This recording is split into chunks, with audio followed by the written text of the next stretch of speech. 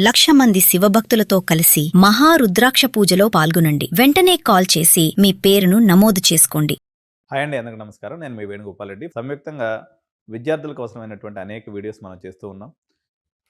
దాదాపు 2 నెలల నుంచి యునైటెడ్ స్టేట్స్ ఆఫ్ అమెరికా యుఎస్ఏలో జరుగుతున్నటువంటి H1B వీసాల ఇష్యూ కొంచెం సద్దుమణిగింది. అట్లా వాళ్ళు ఏదో కొంచెం అటు ఇటు ఉన్నారనగానే ఇప్పుడు మరొక కొత్త ఇష్యూ అక్కడ రావడం జరిగింది. ఈ ఇష్యూ పేరే ఓపీటీ. ఓపీటీ అంటే ఏంటంటే ఆప్షనల్ ప్రాక్టికల్ ట్రైనింగ్ ప్రోగ్రామ్ అనమాట.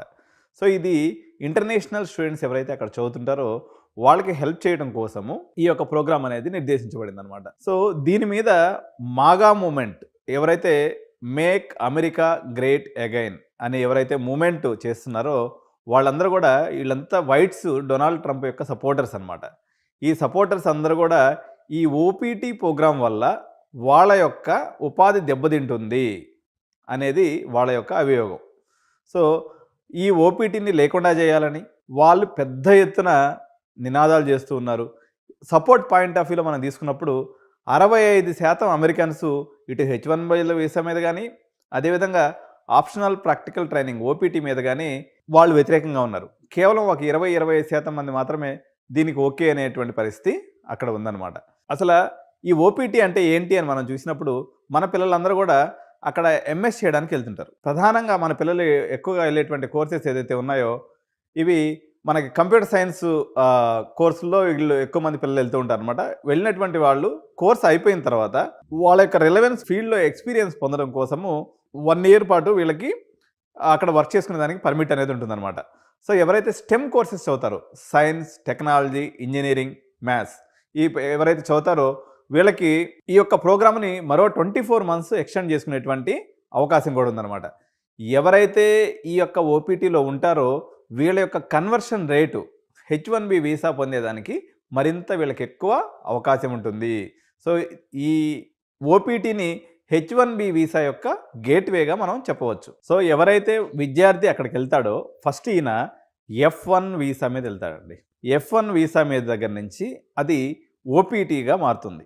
ఓపీటీగా ఉన్నప్పుడు కూడా ఈయన F1 వీసా మీద ఉన్నట్టే. అక్కడి నుంచి అది మళ్ళీ తర్వాత పర్మనెంట్ ఎంప్లాయ్మెంట్ కింద పోయేసి H1B వీసాగా మారుతుంది. ఈ విధానంలో ప్రధానంగా లబ్ధిదారులు ఎవరు అంటే పర్టికులర్గా ఇండియన్ స్టూడెంట్స్ అండి. ఎందుకంటే 4 లక్షల మంది మన పిల్లలు వెళ్తే ఇంచుమించు 1,00,000 మంది మన పిల్లలు ఓపీటీకి అప్లై చేశారనమాట. సో ఓపీటీకి అప్లై చేసే కమ్యూనిటీలో ప్రధానంగా ఇండియన్ కమ్యూనిటీ, దాని తర్వాత చైనా, దాని తర్వాత కెనడా, బ్రెజిల్ ఈ దేశాల నుంచి వచ్చినటువంటి విద్యార్థులంతా కూడా ఈ యొక్క ఓపీటీ ప్రోగ్రామ్కి పర్టికులర్గా అప్లై చేసుకుంటూ ఉంటారు. తద్వారా వాళ్ళు H1B తీసుకొని అక్కడ సెటిల్ అవ్వడానికి ప్రయత్నం చేస్తూ ఉంటారు అనమాట. సో ఇప్పుడు మనకు 2 రకాలుగా దీంట్లో ఏ చిన్న చేంజెస్ చేసినా అంటే ఈ ఓపీటీ యొక్క డ్యూరేషన్ తగ్గిస్తారని చెప్తున్నారు. మేబీ అది ఉన్నటువంటి 3 yearsని కాస్త ఓన్లీ 1 year మాత్రమే చెప్పొచ్చు. ఒబామా పీరియడ్లో ఇది ఇప్పుడు వచ్చేసి 36 months ఏదైతే ఉందో 29 months ఉండింది. సో అనదర్ 7 months అప్పుడు పెంచడం జరిగింది. సో ఇప్పుడు మళ్ళీ పాత విధానానికి వెళ్తారా లేదా కేవలం 1 సంవత్సరానికే పరిమితం చేస్తారా?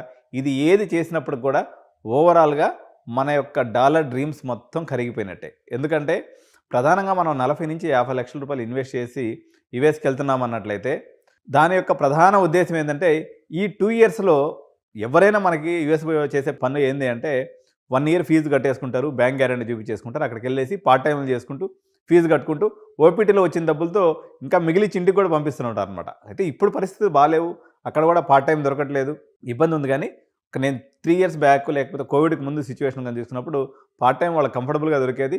వీక్లీ 20 hours పాటు వీళ్ళు పని చేసుకునే అవకాశం ఉండేది కాబట్టి కంఫర్టబుల్గా వీళ్ళు వర్క్ చేసుకునే వాళ్ళు ఓపీటీలో ఉన్నప్పుడు వీళ్ళు ఫుల్ టైం కూడా వర్క్ చేసుకోవచ్చు అన్నట్టు. సో ఈ మొత్తం ఈ యొక్క వీసాలకు సంబంధించి F1 వీసా అనుకోండి, లేకపోతే ఓపీటీ కానివ్వండి, లేకపోతే H1B వీసాలకు సంబంధించినటువంటి యుఎస్లో దీన్ని ఏదైతే డిపార్ట్మెంట్ చూస్తుందో వీళ్ళని United states citizenship and immigration services అని అంటారు. దీన్నే షార్ట్ ఫామ్లో USCIS అనే పదంతో పిలుస్తారండి. ఇది గుర్తుపెట్టుకోండి, USCIS.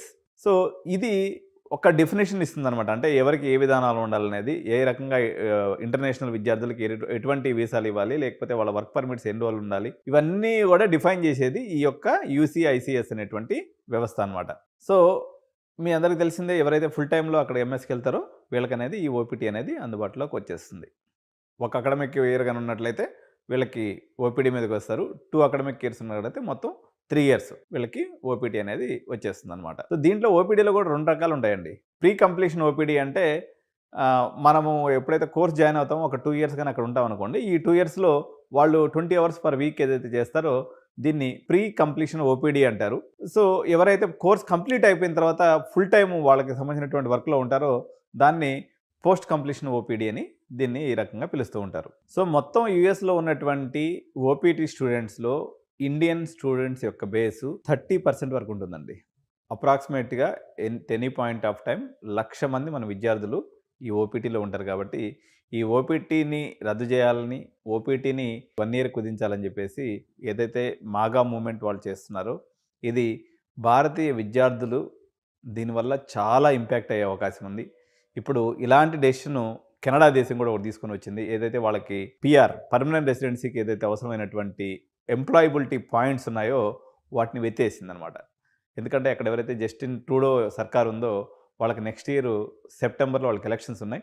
ఆ ఎలక్షన్స్‌ని బేస్ చేసుకొని ఈ యొక్క దాన్ని వాళ్ళకు వచ్చేటువంటి పర్మనెంట్ రెసిడెన్సీకి వచ్చేటువంటి పాయింట్స్ ఏదైతే ఉన్నాయో ఆ పాయింట్స్‌లో మెజారిటీ ఆఫ్ ది పాయింట్స్ వాళ్ళ ఎంప్లాయ్‌మెంట్ నుంచి వస్తాయన్నమాట. ఆ పాయింట్స్‌ని కన్సిడర్ చేయమని చెప్పేసి ఆయన ఈ మధ్య ఒక జీవో జారీ చేశాడు. దాని మీద మనం నెక్స్ట్ వీడియోలో కూడా చర్చిద్దాం. సో ఒక రకమైనటువంటి అన్సర్టనిటీ ఏర్పడిపోయింది. భారతీయులకి ఎక్కడ పోయినా కూడా అనేక రకాలైనటువంటి ఇష్యూస్ వస్తూ ఉన్నాయి. అక్కడ ఉన్నటువంటి ఎగ్జిస్టింగ్ గ్రీన్ కార్డ్ హోల్డర్స్‌ని కూడా మళ్ళీ మొత్తం రివ్యూ చేస్తామని ఇంకో పక్క గవర్నమెంట్ చెప్తూ ఉంది. అంటే మీరు చేసినటువంటి అప్లికేషన్స్ ఏదైతే పాత దాంట్లో ఏదైనా మిస్టేక్స్ ఉన్నప్పుడు కూడా దాన్ని కూడా ఇప్పుడు తిరగదోడి మళ్ళీ మీ గ్రీన్ కార్డ్‌ని కూడా క్యాన్సిల్ చేస్తామని చెప్తున్నారు. H1B వీసా నిబంధనల్ని కఠినతరం చేస్తామని చెప్తున్నారు. H4 ఏదైతే డిపెండెన్స్ వీసాలు ఉన్నాయో దాని మీద కూడా చాలా కఠినమైనటువంటి నిబంధనలు విధిస్తామని చెప్తున్నారు. ఇంకోటి ఏంటంటే పార్ట్ టైమ్ పాయింట్ ఆఫ్ వ్యూలో కూడా ఏదైతే మనం యూనివర్సిటీకి జనరల్గా మనం అక్కడికి వెళ్ళేటువంటి విద్యార్థులకు ఏం పర్మిషన్ ఉంటుందంటే వితిన్ ద యూనివర్సిటీలో వర్క్ చేసుకునే పర్మిషన్ ఉంటుందన్నమాట. కానీ మనోళ్ళు చూసి చూడనట్టుగా బయటికి పోయి అదే ఇది పనులు చేసుకుని కొంచెం సంపాదించుకుంటూ ఉంటారు. ఇప్పుడు ఆ అవకాశం కూడా లేకుండా పోయే పరిస్థితి వచ్చేసింది. ఓన్లీ ఏమాత్రం చిన్న తేడా జరిగినా మీరు అక్కడ హోమ్‌ల్యాండ్ సెక్యూరిటీ ఎవరైతే ఉంటారో వాళ్ళు మిమ్మల్ని నిర్బంధించి ఎయిదర్ డిపోర్టింగ్ అన్నా చేస్తున్నారు, లేకపోతే కేసులైనా పెట్టేటువంటి అవకాశం ఉంది. కాబట్టి మనం ఒకసారి పునరాలోచించుకోవాలి. మనకి నెక్స్ట్ ఆల్టర్నేటివ్స్‌గా ఏమున్నాయి? మనకు ఉన్నటువంటి యూరోప్ అనుకోండి, లేకపోతే ఇతర కంట్రీస్ ఎక్కడెక్కడైతే అవకాశం ఉందో, సో ఆ అవకాశాలన్నింటిని కూడా ఎక్స్‌ప్లోర్ చేయాల్సినటువంటి సందర్భం వచ్చింది. ఇప్పుడు నేనైతే చెప్తున్నా యాక్చువల్‌గా మేము ఈ కొంచెం అంటే అంత యూఎస్ అంత పెద్ద మార్కెట్ కాకపోయినా దుబాయ్ మార్కెట్ కూడా ఒక రకంగా ఎంప్లాయ్‌మెంట్ పరంగా మనకి ఒక ప్రామిసింగ్ అమౌంట్ అనేది అక్కడ వస్తుంది. దాదాపు ఇంటర్నేషనల్ యూనివర్సిటీస్ అన్నీ కూడా అక్కడ ఉన్నాయి కాబట్టి దుబాయ్ మార్కెట్‌ని కూడా మీరందరూ కూడా ఎక్స్‌ప్లోర్ చేయండి.